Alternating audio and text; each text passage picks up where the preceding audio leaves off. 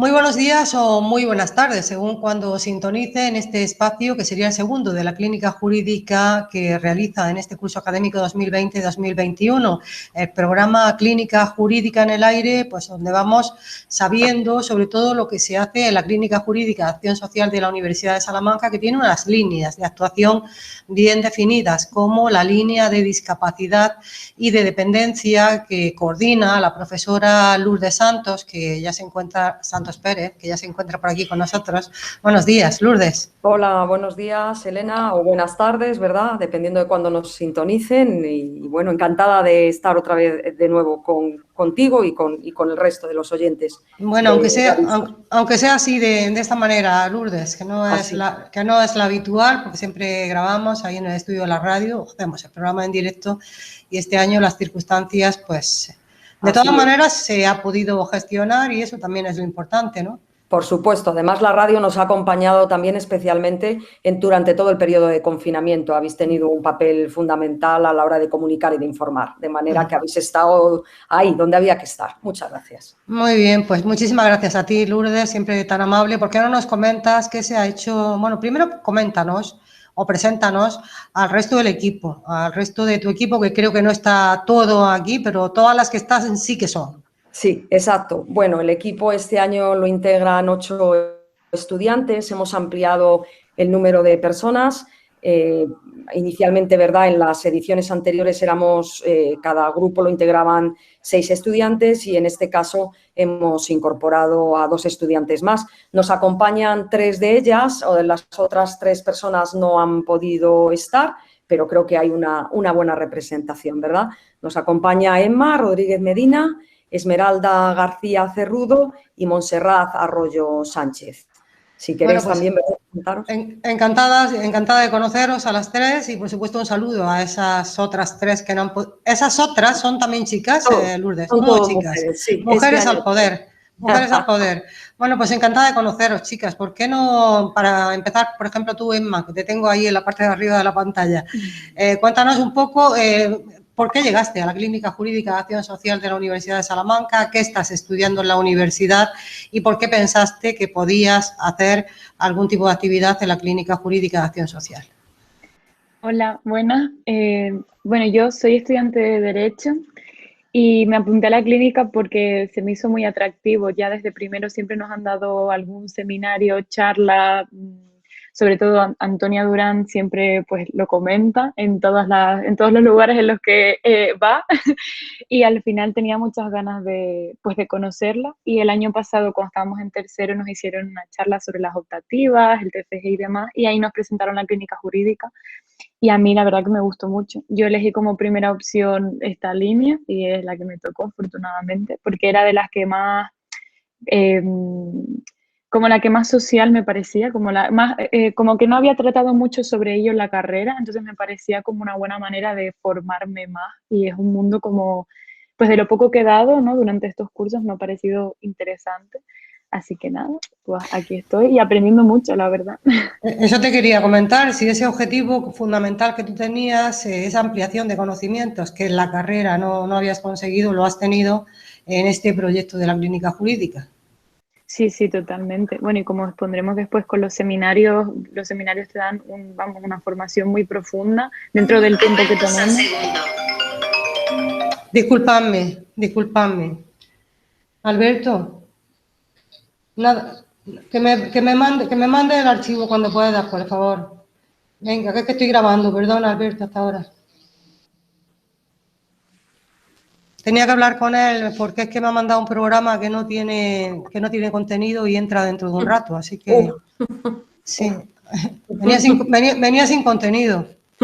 Ya le he quitado el tema. Bueno, yo creo que tú no sé si te he interrumpido, Emma. Creo que no, ¿no? Bueno, pues hemos escuchado a Emma en esa aportación que ha hecho dentro y como una de las integrantes del equipo que este año ha trabajado en temas de discapacidad. En esa línea, Lourdes, que yo creo que está desde el inicio de la creación de la clínica jurídica, ¿no? Sí, estoy desde el inicio, sí, desde el principio. Ajá, así es. Y bueno, ¿y en qué temas o qué se puede hacer realmente en esto de discapacidad y dependencia para que nos hagamos una idea, ¿no? Porque ya van unos cuantos años de actividad de la Clínica Jurídica de Acción Social. ¿Qué temas se pueden tocar dentro de la discapacidad y dependencia? Yo sé que alguna vez iba a haber una reforma legislativa y trabajasteis bastante sobre ello, pero ¿por qué no nos ilustras un poco? Porque muchos desconocemos realmente de qué es susceptible de actuación ese ámbito que tú trabajas. Claro, es una temática muy diversa y como tal muy compleja. Lo que hacemos cada año es seleccionar un tema y a partir de ese tema pues vertebramos en buena medida lo que sería la programación de los diferentes seminarios formativos. En todo caso, se trata siempre de un tema transversal que posibilita el acercamiento pues a múltiples realidades o dimensiones relacionadas con el mundo de la discapacidad.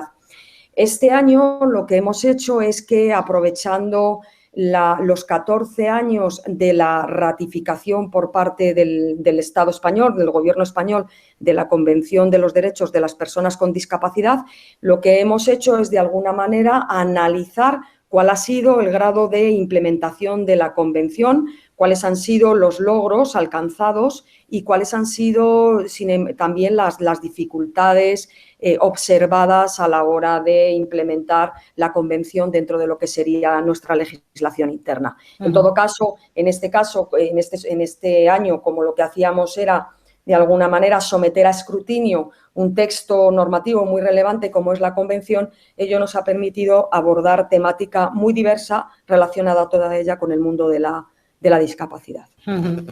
Bueno, y Esmeralda García Cerrudo es otra de las participantes en este programa. Cuéntanos cómo ha sido vuestro trabajo, cómo habéis trabajado en equipo, cómo os habéis organizado, porque imagino que hay que tener una buena organización del trabajo, tener unos objetivos claros, que sería, en este caso, conocer cómo ha sido la aplicación de esa normativa que comentaba Lourdes, esa convención. Cuéntanos un poco vuestro día a día, la organización del trabajo, cómo fueron vuestras rutinas. Bueno, buenos días ante todo. Buenos días. Y nosotros eso lo que hemos hecho ha sido ver cuál ha sido el cumplimiento de España sobre la Convención, analizando unas observaciones que nos hizo el Comité sobre los Derechos de las Personas con Discapacidad y sobre ellas, una vez que las vimos y que dimos nuestras opiniones y nos formamos sobre el tema, fuimos recibiendo seminarios formativos de distintos profesores que, además, al ser un grupo reducido de alumnos y ser distintos profesores, nos han permitido ver distintas perspectivas y formarnos en el tema desde distintos enfoques. Y hemos abordado temas muy diversos que a mí me gustaría resaltar sobre las observaciones, pues cuáles son la discriminación múltiple e interseccional a la que se enfrentan las personas, especialmente las mujeres con discapacidad por razón de género y de su discapacidad. El principal problema de la discapacidad en las zonas rurales por las faltas de servicio, la falta de accesibilidad de edificios públicos, y también hemos visto la privación de la capacidad jurídica de las personas con discapacidad que se pretende suprimir con el proyecto de ley que se está tramitando y sobre el que hemos recibido muchos también seminarios formativos.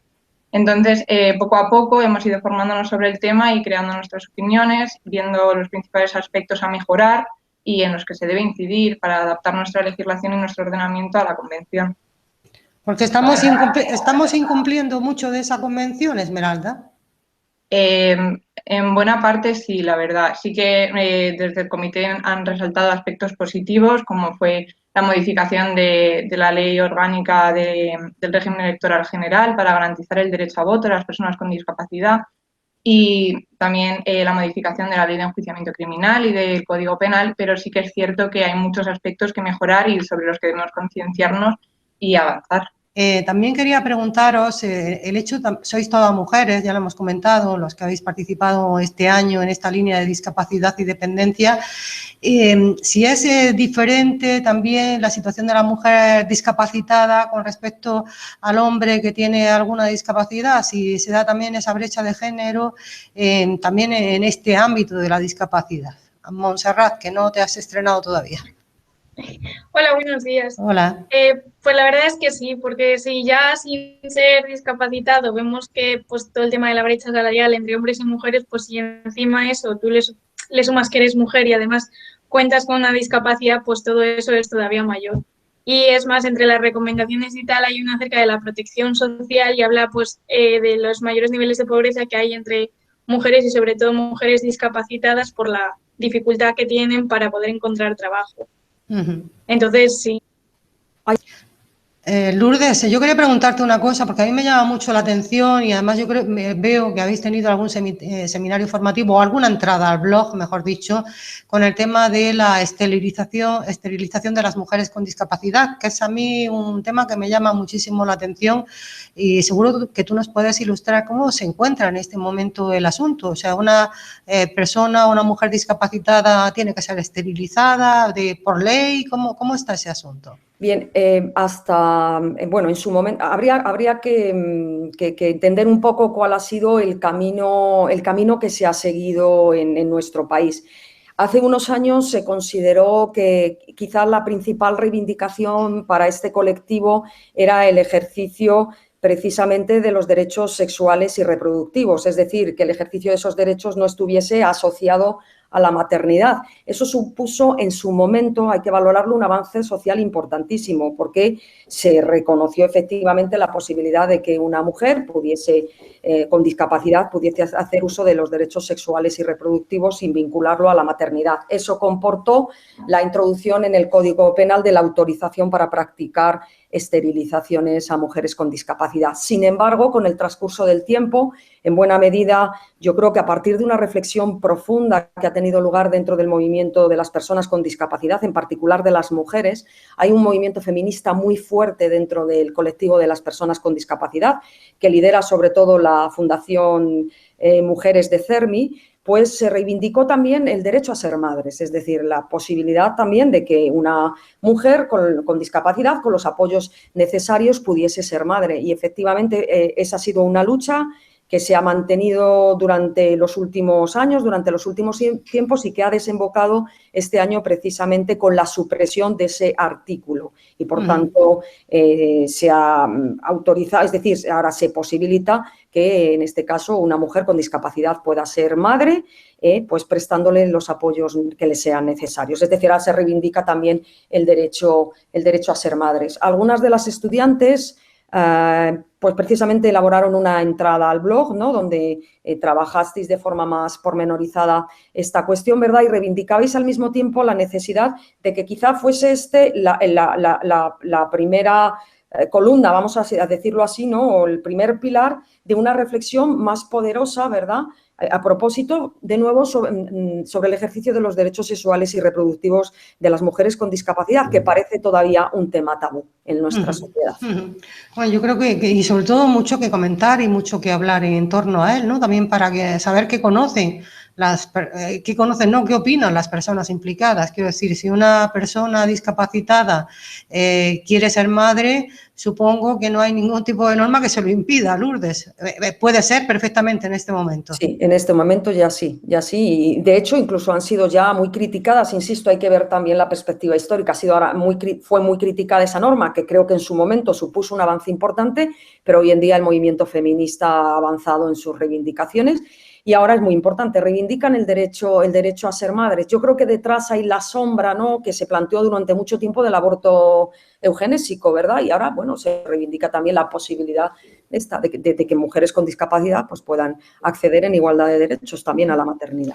Desde luego es un asunto complejísimo, ¿no? Este de las personas con discapacidad, este tema que estamos comentando, pero muchos otros temas. Son asuntos complicados, complejos y de los que quizás habría que exigir muchos informes, ¿no? Por ejemplo, muchos informes, una legislación muy clara, porque también he visto que habéis hablado del proceso penal, o sea, personas discapacitadas pero que han cometido un delito y qué pasa, ¿no? ¿Qué pasa con esas personas que son discapacitadas pero que han cometido un delito? ¿Cómo es el proceso penal o qué dice nuestro Código Penal?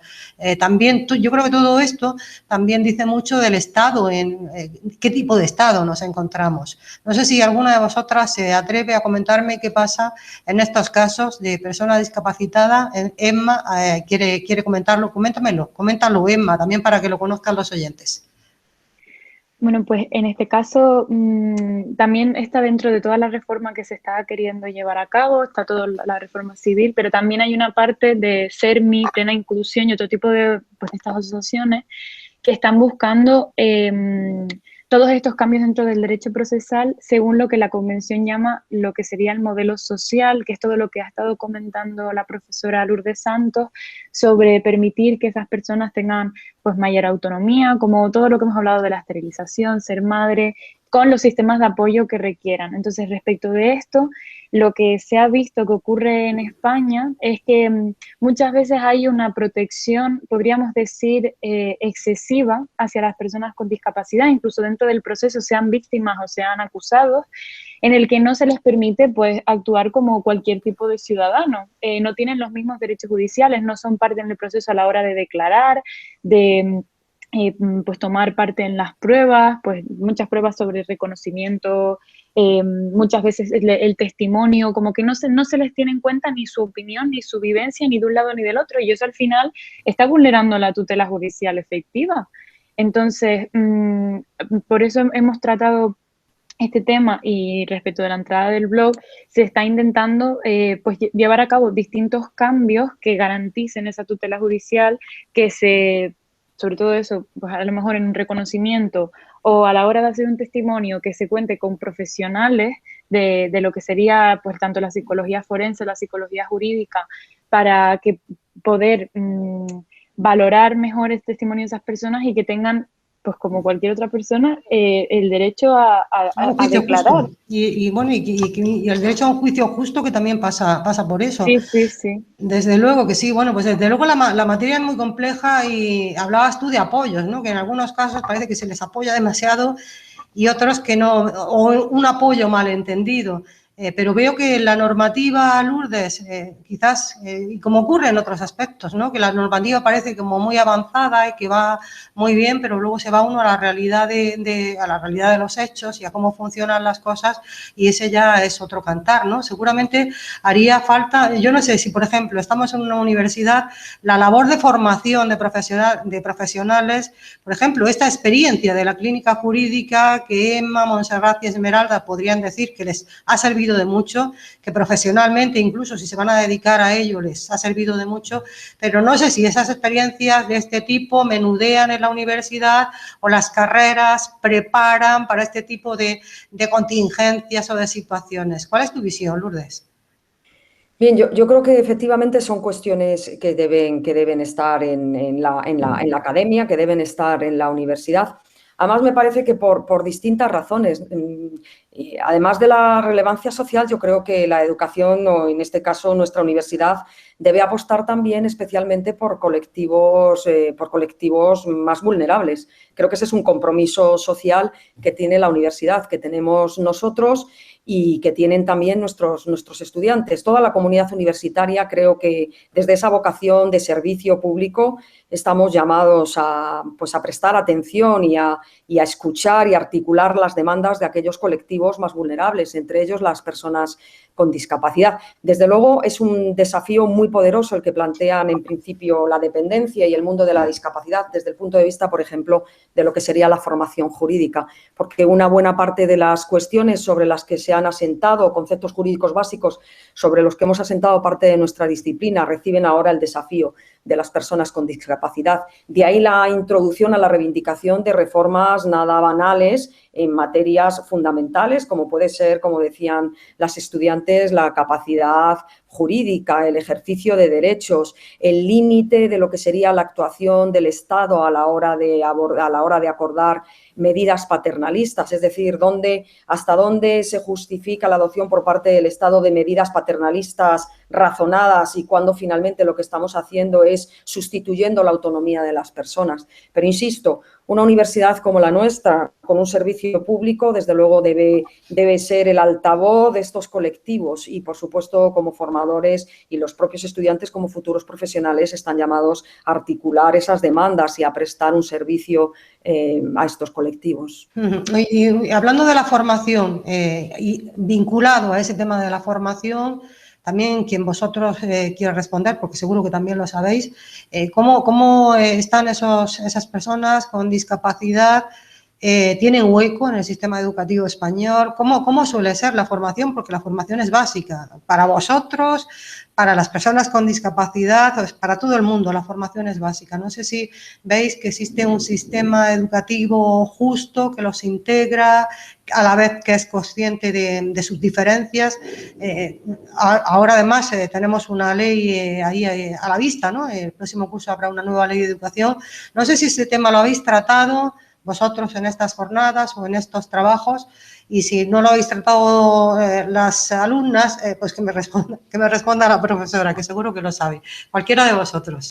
Bien, hay un estudio, hay un estudio que acaba de publicarse, el 5º estudio Universidad y Discapacidad, en el que han participado 61 universidades del Estado español y han sido entrevistados 1.860 estudiantes con discapacidad.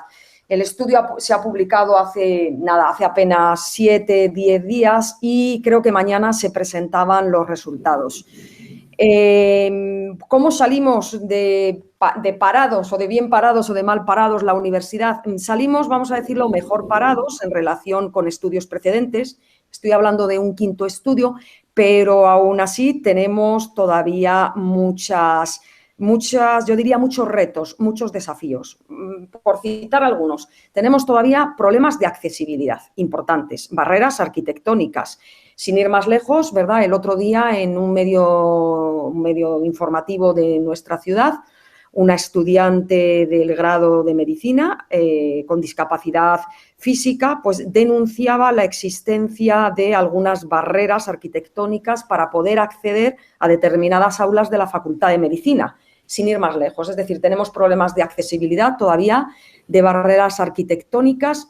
Y también hay problemas a la hora de, en su caso, apoyos, a la hora de articular apoyos necesarios, tanto en lo que sería propiamente los sistemas de enseñanza como los sistemas de evaluación. Y luego el gran reto pendiente en el caso de los estudiantes con discapacidad es qué pasa con su futuro inmediato laboral, ¿no? Una vez que se titulan. También el que no se queden únicamente con estudios de grado, sino que pasen también a cursar estudios superiores. En fin, hay ahí unos retos interesantes que tendremos que abordar porque ya son estudios que nos permiten en perspectiva extraer conclusiones relevantes. Sí que digo que salimos mejor parados las universidades en general que en los estudios precedentes, pero que todavía tenemos algunos desafíos por delante. Bastante. Desde luego que sí, que hay desafíos por delante. Eso ya las personas con discapacidad ya han llegado a la universidad. Incluso yo he tenido aquí en el servicio algún estudiante de prácticas haciendo las prácticas en el edificio, una maravilla de chico, estupendo, ¿no? Demostrando que pueden hacer muchas cosas, desde luego. No sé si en esos trabajos que habéis realizado vosotros, Emma, Montserrat, Esmeralda, también ha participado o habéis visto también la familia donde se integran estas personas discapacitadas, porque está claro que la familia también tiene un papel fundamental, ¿no? A la hora del desarrollo de nuevas capacidades, a la hora de la vida diaria de estas personas que están conviviendo con ellas. No sé también si este año quien de vosotros quiera responderme, se planteaba también de alguna manera ver cómo se producen esas interrelaciones y también qué papel tiene eso en la vida de una persona que es discapacitada. Montserrat, contéstame tú. O por lo menos si no habéis estudiado esa línea, lo que te parece a ti, el papel que tiene la familia también en todo esto. A mí me parece que las familias pues tienen un papel importante en todo ello, porque al final es la gente que está conviviendo con... Al final, ser padre o madre de una persona discapacitada pues supone, yo creo, un sacrificio mayor. Hombre, no todas las discapacidades son iguales y yo creo que el problema está en eso, en que normalmente metemos a todas las discapacidades en el mismo saco, como que tienen que ser blanco o negro, sin olvidarnos que hay en medio pues una gama de grises, que no todas las discapacidades requieren los mismos apoyos o no todas las discapacidades requieren la misma atención y puede ser una persona que se valga perfectamente por sí misma y que por lo tanto los padres no tengan que preocuparse, pero sí que es verdad que en la mayoría de los casos, a través de los seminarios y formativos y temas que hemos tratado en clase, hemos podido ver que principalmente lo que falla son los apoyos. Fallan ahí apoyos a las familias que puedan facilitarles la vida a todos, no solo a los hijos discapacitados o al padre discapacitado, sino también a la gente que tiene a su alrededor. Sí, porque necesitan también esos apoyos las familias, ¿no? Es muy importante, incluso a la hora del conocimiento, de cómo deben abordar el tema, porque seguramente son pocas las personas que están preparadas para eso, Lourdes, para si tienen un hijo discapacitado. Claro, las familias además en buena medida prestan una función de cuidadores, cuidadores no profesionales, pero cuidadores. De hecho, algunas asociaciones como Plena Inclusión sí que lo que han hecho es vertebrar grupos de familiares, pues incluso diferenciando padres de personas con discapacidad, incluso hermanos, hermanas y cuñados, cuñadas de personas con discapacidad. La familia es fundamental, primero como elemento que cuida, y al mismo tiempo no solo como elemento que cuida, sino que también traslada buena parte de las necesidades, buena parte de las reivindicaciones del colectivo. Una de las cosas por la que se está abogando es por la no institucionalización, es decir, que estas personas puedan permanecer en la medida de lo posible en su propio medio, en su propio entorno y por tanto no tengan que pasar a la institucionalización, que es también una de las fallas que se nos ha, desde Naciones Unidas, se ha puesto de relieve. Cuidado con esa institucionalización excesiva.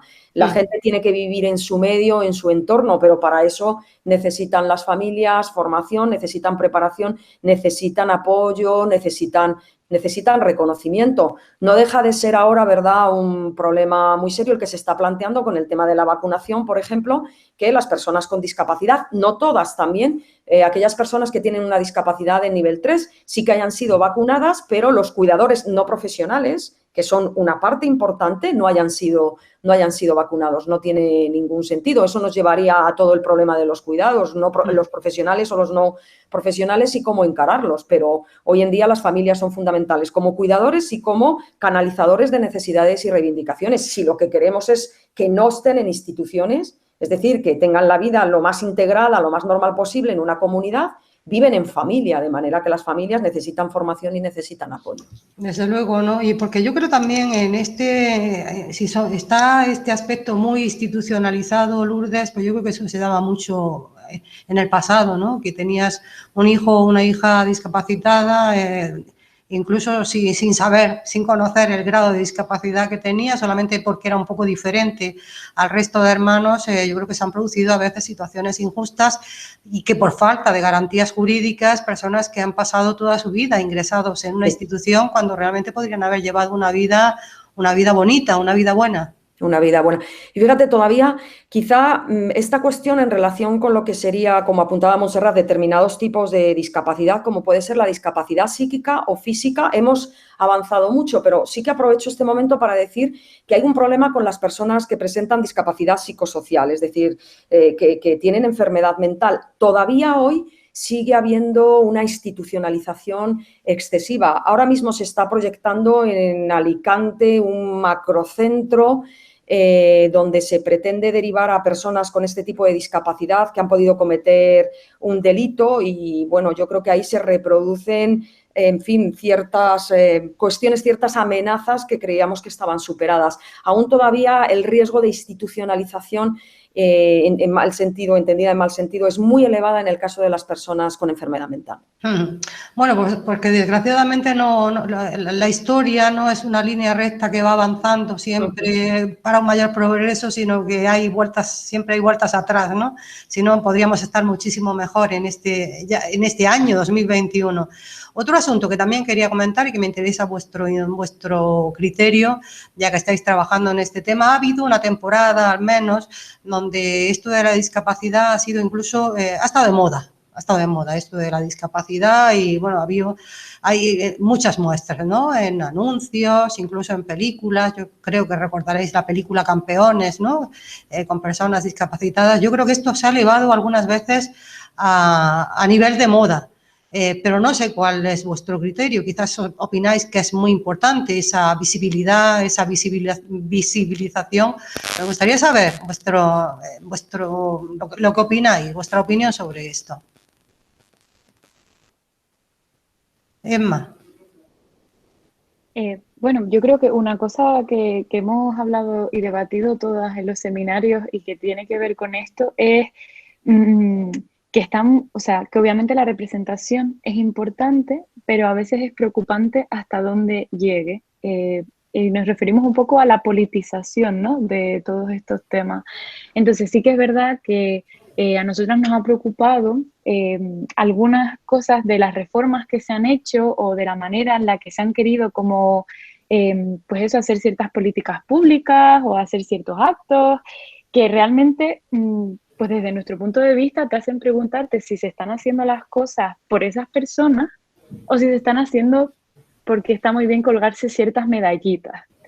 Y eso yo creo que es algo que es importante reflexionar porque lo que yo considero que hay que hacer es hacer una normalización, obviamente una normalización en las series y en las televisiones, porque eso tiene que ser la vida como es, pero no que tenga una intención detrás que olvida que realmente estamos pensando en el beneficio de esas personas y en el bienestar. Entonces, yo creo que es importante pensar en eso, ¿no? Que las cosas se estén haciendo siempre con ese objetivo, que es para lo que tiene que existir el derecho y la actuación de las administraciones, y no pues para otro tipo de intereses que no caben allí. Esmeralda, no sé si quieres también comentarnos tu opinión. ¿Qué te parece? ¿Qué te parece esto que he comentado yo? Que parece que ha habido pues esa moda durante al menos una temporada. Yo lo he vivido casi como una moda, porque es que eran manifestaciones prácticamente a diario. Sí, yo estoy de acuerdo con mi compañera Emma que hay que tener prudencia, o sea, hay que normalizar las situaciones, hay que dar visibilidad a las personas con discapacidad y permitirlas participar en la vida en condiciones de igualdad como personas que son, pero sin que haya un trasfondo y sin olvidarnos de que el beneficio es para las personas con discapacidad y no para el resto. En plan, realmente debemos enfocarnos en ellas y para ellas. Montserrat.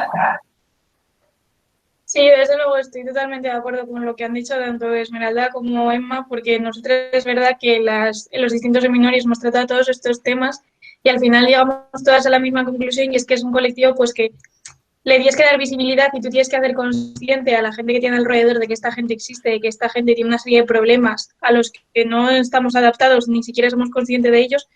Pero creo que, vamos, yo estoy muy de acuerdo con lo que ha dicho Emma y creo que muchas veces los proyectos de ley que se llevan a cabo se hacen desde un punto un poco idílico, buscando el aplauso fácil, pero sin centrarse realmente en el problema que existe. O sea, al final es como que se busca a través de esos proyectos de leyes olvidar que esas personas tienen una discapacidad sin abordar realmente el problema, simplemente, pues, claro, buscando pues el apoyo fácil, el ay, mira qué bien, no sé qué, pero es que eso no soluciona nada. Lourdes.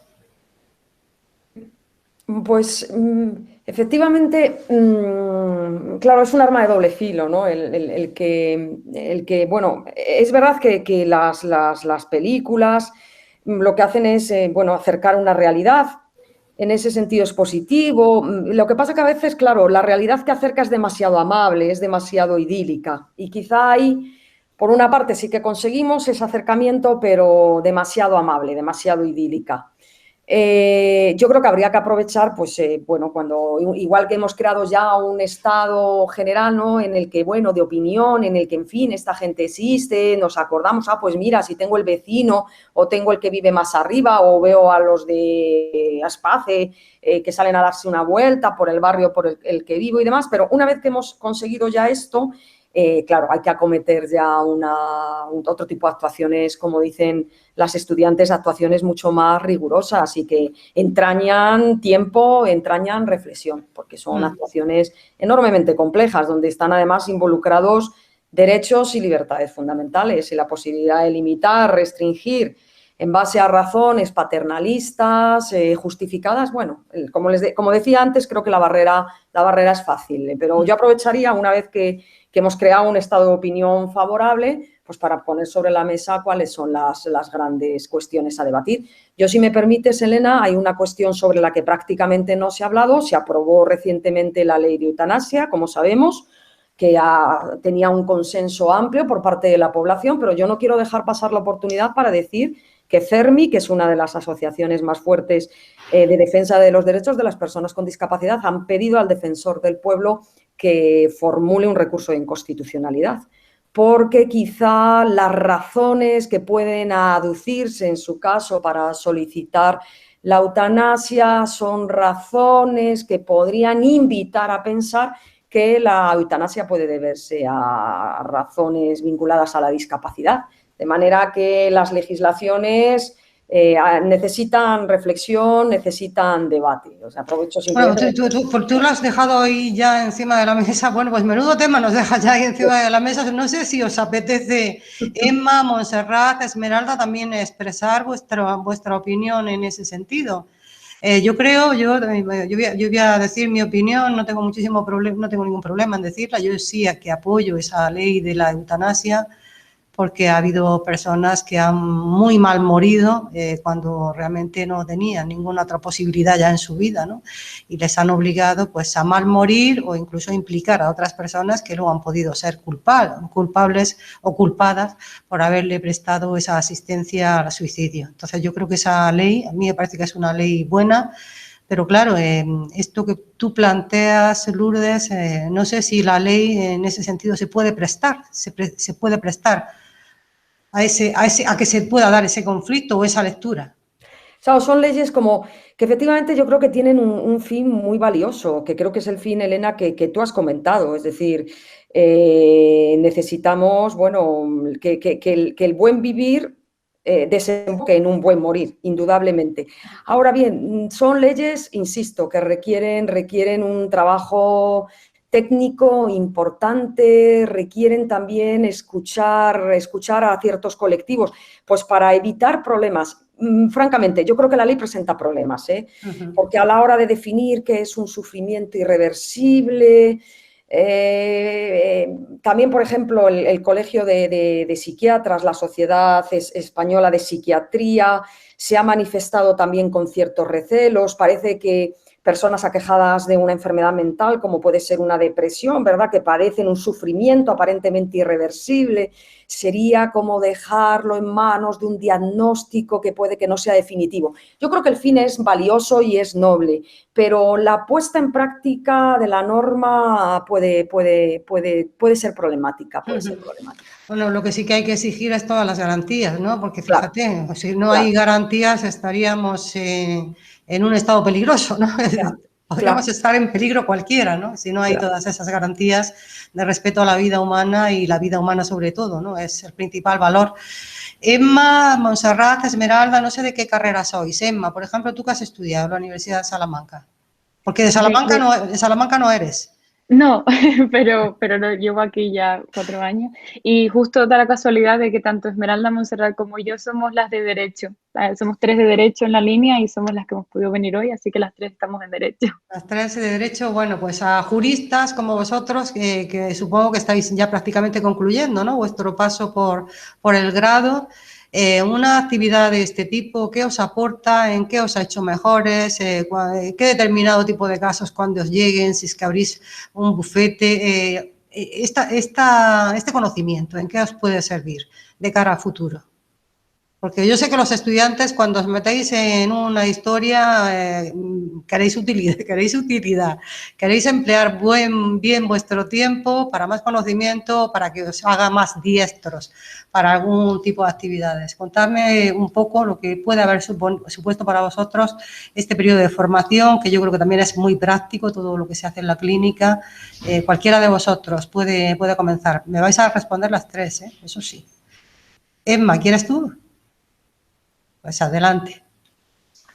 Bueno, pues yo por mi parte me ha abierto mucho los ojos, pero mucho, respecto de qué puedo hacer yo como ciudadana, jurista próximamente, si todo va bien, pues trabajando pues, en un juzgado, que es lo que a mí me gustaría.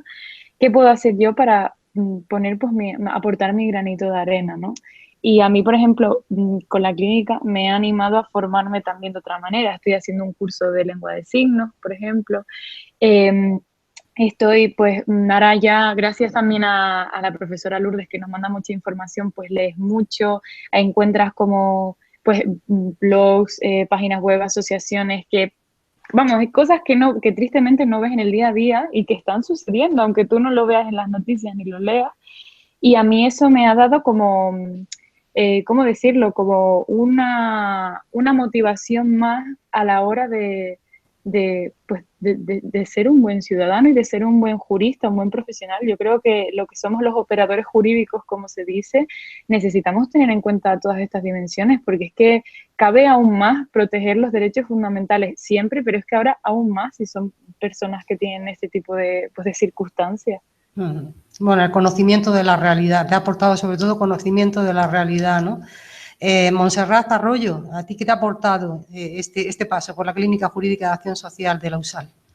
A mí la verdad es que me ha gustado mucho porque a lo largo de la carrera, pues a ver, son 4 años de carrera y las asignaturas son cuatrimestrales, pues no te da tiempo a verlo todo y a lo mejor pues ves cosas generales, tal, pero no puedes entrar a conocer la realidad de lo que has dado en la teoría. Y como que con la clínica y más con esta línea, pues nos ha permitido como centrarte en un punto exacto, conocer la realidad, conocer los proyectos de ley y además ya teniendo una base teórica que te ayuda a entenderlo todo mucho mejor. Y es como centrarte en un tema de manera mucho más profunda, darte cuenta de que no conocías nada de ello y ni siquiera eras consciente. Y a lo mejor ahora vas por ahí por la calle, hablas con tus amigos, con tus padres o tal, y hablan de estos temas y tú puedes hacerles entender eso. Es como un mayor conocimiento y como el haber tomado conciencia mucho más práctico, como que yo creo que yo, vamos, por mi parte, lo he disfrutado mucho más que una asignatura teórica en la que al final no ves la práctica, porque muchas veces sí, la teoría es muy bonita y tal, y luego la práctica no tiene nada que ver con la teoría y eso te ha ayudado la clínica jurídica. Pues fíjate que iba yo a ampliar mi pregunta a Esmeralda, también preguntándole si lo ha disfrutado, ¿no? Porque también está una parte importante en disfrutar de lo que se aprende, ¿no? ¿Cómo ha sido tu experiencia, Esmeralda? Mi experiencia ha sido muy buena, la verdad, porque aparte de especializarnos en un tema y de cara a futuro poder ser conscientes cuando nos enfrentemos a un caso determinado de toda la problemática que hay detrás, creo que ha sido muy positivo el poder trabajar mano a mano con mis compañeras, con los profesores y ampliar nuestros puntos de vista y nuestras perspectivas. Creo que ha sido muy enriquecedora la experiencia. Y Lourdes, para ti este año, ¿cómo ha sido la experiencia en un año, ya lo hemos dicho miles de veces, un año tan especial, ¿no? Como está siendo este curso 2020-2021? Esa sería una de mis preguntas. ¿Cómo ha sido para ti este año en este trabajo tuyo en la Clínica Jurídica de Acción Social de la Universidad de Salamanca? Y la otra pregunta que te haría, porque yo tengo conciencia, sobre todo, de haber entrevistado a chicas, a estudiantes chicas, no sé si esta línea de discapacidad es más atractiva para ellas, pues eso, que eches un poco la vista atrás y me comentes si normalmente han sido chicas las que se han interesado por trabajar en este tema de la discapacidad. Bien, bueno, en relación con la primera pregunta, claro, la situación de pandemia yo creo que ha planteado desafíos a todos, ¿no? También me imagino que Elena en la radio, nuevos desafíos y también en la educación. Yo, desde luego, la pandemia la he vivido, la estoy viviendo, bueno, como una oportunidad, pues por una parte, desde el punto de vista educativo, como una oportunidad para hacer una parada, para ver dónde estamos, de dónde venimos y también hacia dónde queremos ir. Entonces, en ese sentido, bueno, la pandemia desde el punto de vista educativo ha podido, es verdad, ¿no? Ha quitado mucho lo que es el contacto directo, en buena medida. No hemos podido visitar a personas en instituciones pues porque nos lo impiden. Pero bueno, también ha sido una oportunidad para reflexionar sobre nuevos retos y nuevos desafíos que se han planteado. Y luego en relación, la verdad que no solo esta línea, fundamentalmente es una línea que eligen mujeres, es que en general la Clínica Jurídica de Acción Social es una asignatura que eligen mayoritariamente mujeres. No sé si tiene que ver también más, bueno, pues con el compromiso social en general y con otro tipo de inquietudes o intereses. Es verdad, yo lo digo siempre, creo que son cuestiones simplemente de hecho, es decir, uno va, pues no sé, se apunta a una actividad de tal cosa y mayoritariamente son mujeres, es decir, hay más inquietudes, mayor compromiso, no sé, como más atención a esas cosas pequeñas de cada día, ¿no? A lo que a veces no tiene demasiado eco. Eso es cierto, que este año desde luego sois todas, pero mayoritariamente pues habéis sido mujeres y en el resto de las líneas también, Bueno, sí. y una última cosilla, Lourdes, porque ¿cuántos años lleváis ya en la Clínica Jurídica de Acción Social? Me parece que 5, creo que 5 Sobre años. 5 años. Bueno, Sí, tú me comentabas que este es un año también de reflexión, ¿no? Tú sí, decías sí, a dónde vamos, de dónde sí. venimos, qué estamos haciendo. Te voy a pedir una pequeña reflexión en torno a esta Clínica Jurídica de Acción Social, los principales logros, lo que a ti te parece que ha podido ser lo más resaltable, ¿no? De esos 5 años al frente de esta línea. No sé si algunos hitos que me quisieras reseñar, aunque como tú decías, realmente estos son el día a día, ¿no? El día a día de las personas, ¿no? Pero seguro que me puedes resaltar algo. Un hito, por ejemplo, yo creo que un hito a destacar y que no habíamos tenido oportunidad de compartir con los oyentes, precisamente tuvo lugar el año pasado durante el confinamiento estricto, es decir, cuando se decretó el primer estado de alarma, en el que de forma muy espontánea distintos coordinadores de clínicas jurídicas de diferentes universidades españolas decidimos elaborar con los estudiantes lo que llamamos una guía COVID para resolver pues interrogantes que podían surgir con ocasión de la pandemia. En concreto, Valladolid y Salamanca lideramos lo que sería la parte de la guía dedicada a los colectivos de personas con discapacidad. Se habló incluso de lo que se llamó un proceso más de alfabetización pues, digital.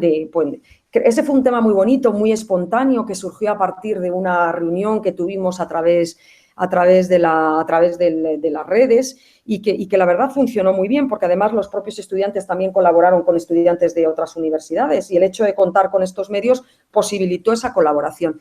Eso creo que fue un hito muy, muy relevante.